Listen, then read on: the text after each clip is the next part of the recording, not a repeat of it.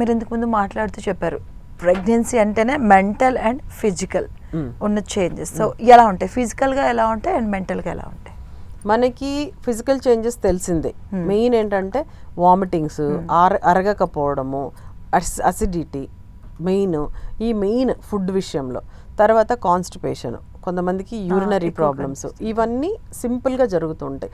ఫిజికల్గా ఏం జరుగుతాయంటే బాడీలో రకరకాల అదంటే కొత్తగా అనిపిస్తుంటుంది బాడీ, ఎప్పుడు లేనిది. అంటే లిగమెంట్స్ అని ఉంటాయి బేబీకి, లిగమెంట్స్ అని బోన్స్ పక్కన అవి కొంచెం లూజ్ అవడం స్టార్ట్ అవుతాయి.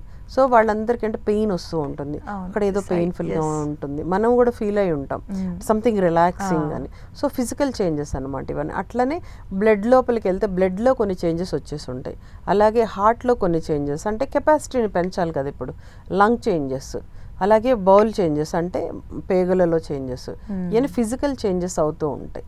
ఫిజికల్గా చేంజెస్ ఎందుకు అవ్వాలి అంటే, మీరు ఇంకో మనిషినే మనం లోపల పెంచుతున్నాం కాబట్టి దానికి సంబంధించి బాడీ వేరేగా చేంజ్ అవుతుంది, అక్లమటైజ్ అవుతుంది. ఇవన్నీ కూడా 6 వారాల తర్వాత మళ్ళీ అన్నీ నార్మలైజ్ అయిపోతాయి. డెలివరీ అయిన 6 వారాలకి, 6 వారాలని పర్ప్యూరల్ టైం అంటాం. అంటే బాలింతలు తెలుగులో అంటాం కదా, ఆ టైం తర్వాత అవన్నీ కంబ్యాక్. అంటే హార్ట్లో బ్లడ్లో పంపింగ్ అవన్నీ మారుంటాయి, అవన్నీ నార్మల్ అయిపోతాయి. లంగ్ కెపాసిటీ కొంచెం చేంజ్ అవుతుంది, అవన్నీ నార్మల్ అయిపోతాయి. కానీ మెయిన్ నార్మల్ కానిది ఏంటంటే ఒబేసిటీ. ప్రెగ్నెన్సీలో బాగా కొంతమంది మామూలుగా అయితే జెన్యూన్గా 11 kgs పెరగాలి, 11 kgs యాక్సెప్టబుల్. సో డెలివరీ అయిన తర్వాత బేబీ చుట్టూ వాటరు మాయ అన్నీ కలిపి ఒక 4-5 kgs దిగినా, మిగతా మన ఏదైతే 5 kgs 6 kgs డెలివరీ అయిన 6 వారాల్లో స్లోగా తగ్గినా, ఎంత చేసినా ఒక 20% ఆఫ్ ఫ్యాట్ మిగిలిపోతుంది. దాన్ని తగ్గించే పని మనకి మెయిన్ ఇంపార్టెంట్. ఫిజికల్లో అది మోర్ ఇంపార్టెంట్. మొత్తం షేప్ అవుట్ అయిపోతారు. ఆ షేప్ అవుట్ అవ్విన దాన్ని కొంతమంది పట్టుదలతోటి మళ్ళీ నార్మలైజ్ చేసుకుంటారు. కొంతమందికి పనులు, రకరకాల భారాలు, అంటే టెన్షన్స్లోకి వదిలేసేస్తారు. Busy life and financial problem అవ్వచ్చు, ఏవేవో ఉంటాయి. సో కొంతమందికి బాడీ అంతా కూడా అట్లా అయిపోతుంది అబ్నార్మల్గా. సో ఇవన్నీ కూడా ఏమంటారు ఫిజికల్ చేంజెస్.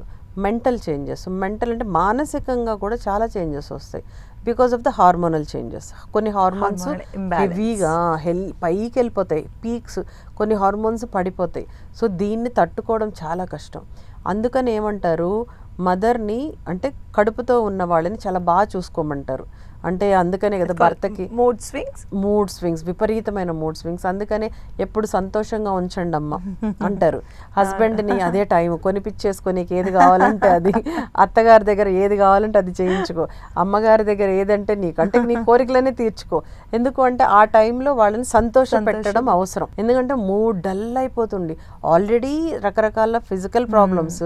ఇక్కడ హార్మోనల్ ఇంబ్యాలెన్స్లో ఏమవుతుంది అంటే, కొంతమందికి డిప్రెషన్లో కొంతమంది వెళ్ళిపోతారు, కొంతమంది ఏడుస్తూ ఉంటారు, కొంతమందికి సూసైడల్ టెండెన్సీస్ వస్తాయి, కొంతమందికి పిచ్చి కోపం వచ్చేస్తూ ఉంటుంది. ఎందుకంటే తట్టుకోలేకపోతుంటారు అనమాట ఆ మూడ్ స్వింగ్స్ని. చాలా కష్టపడతారు. కౌన్సిలింగ్కి పంపించాల్సి వస్తుంది. అంటే కౌన్సిలర్స్ అని ఉంటారు, వాళ్ళతోటి మాట్లాడించి డోంట్ వరీ ఇవని చెప్పి సెషన్స్ కూడా ఇప్పిస్తుంటాం. కొంతమందికి పీక్లో ఉంటారు, దాన్ని కొంతమందికి సైకోసిస్ కూడా వచ్చేస్తూ ఉంటుంది. మెయిన్ డెలివరీ తర్వాత అవి ఎక్కువ ఉంటాయి, పోస్ట్ పార్టం బ్లూస్ అంటాం వాటిని. ఇంకా డెలివరీ తర్వాత కొంతమంది అయితే బేబీస్ని కొట్టడము, వెరీ రేర్గా మనం బేబీస్ని చంపడం కూడా చూస్తుంటాం. సో ఇవన్నీ సైకలాజికల్ చేంజెస్ తక్కువ వస్తే పర్వాలేదు, కానీ అది ఎక్కువ హిట్ అయితే మాత్రము ఫిజికల్ ఇది భరించవచ్చు కానీ సైకలాజికల్ది భరించలేం. సో ఆ టైంలోనే ఫ్యామిలీ సపోర్ట్ కావాలి. That is very very important. తనకి నచ్చినవి చేయడము, తనకి అర్థమయ్యేటట్లు మాట్లాడడము. ఇదేంటిది పిచ్చిలా అరుస్తుంది, ప్రెగ్నెంట్ అయితే ఇట్లా అరుస్తుంది అట్లా అనుకుంటారు, కానీ అర్థం చేసుకోవాలి అంత సడన్గా తను ఎందుకు అలా బిహేవ్ చేస్తుంది. సేమ్ థింగ్ మెనోపాజల్ టైంలో కూడా ఫ్యామిలీకి చెప్తూ ఉంటాం, తను ఎందుకు సఫర్ అవుతుందో అర్థం చేసుకోండి. సైకలాజికల్గా తను ఏంటంటే డిప్రెషన్లో రెండు కదా, మానసికంగా, ఫిజికల్గా, మెంటల్గా అంటే ఒక మనిషికి అవ్వదు. So family is the main thing which will give the support కదా. ఆ టైంలో ఆమె అరుస్తుంది కాదు, ఎందుకు అరుస్తుంది, ఊరికి ఎందుకు అరుస్తుంది, ఇన్ని రోజులు నీకు సపోర్ట్ చేసినాము ఇప్పుడు ఎందుకు అరుస్తుంది, ఏమవుతుంది తనని అర్థం చేయాలి. నేను అందుకని ఫ్యామిలీ కౌన్సిలింగ్ ఇస్తాను, హస్బెండ్ని కూర్చోబెడతాను, పేరెంట్స్ని కూర్చోబెడతాను, please try to understand why she is like that. ఇప్పుడు ఏంటి, తల్లితనం అనేది అసలు మనకి మామూలుగానే అదొక మరో జన్మలాగా. డెలివరీ అయ్యే వరకు ఎంతమంది బతుకుతారో తెలీదు, ఎంతమంది చస్తారో తెలీదు. కొంతమంది సడన్ గా చనిపోతుంటారు, చిన్న చిన్న పిల్లలు రకరకాల కారణాల వల్ల చనిపోతుంటారు. రక్తం పోయి చచ్చిపోతుంటారు, పోస్ట్ మార్టం హెమరేజ్ అంటాం, అంటే డెలివరీ అయ్యే తర్వాత విపరీతమైన బ్లీడింగ్, రక్తలేమి ఒకటి, రక్తం పోవడం ఒకటి, సడన్ గా కొన్నిసార్లు బీపీ పెరుగుతుంది. సో అదొక చాలా కఠినమైన జర్నీ, మనం చాలా జాగ్రత్తగా తీసుకెళ్లాల్సిన జర్నీ. సో దానికోసం ఏం చెప్తాము అంటే కొంచెం ఆమెకి పునర్జన్మలాగా, ఒక్కొక్క డెలివరీ అనేది ఒక పునర్జన్మలాగా. So give lot of respect and కొంచెం కన్సిడరేషన్. ఫిజికల్ మెంటల్ చేంజెస్ని ఈ విధంగా మన ఫ్యామిలీ కూడా సపోర్ట్ చేసి, ఎట్లాగూ డాక్టర్స్ కావాల్సిన మెడిసిన్ ఇస్తారు, మీరు కూడా సపోర్ట్ చేశారు అంటే షీ కెన్ గో త్రూ ఈజీగా. అండ్ మీరు ఇంతకు ముందు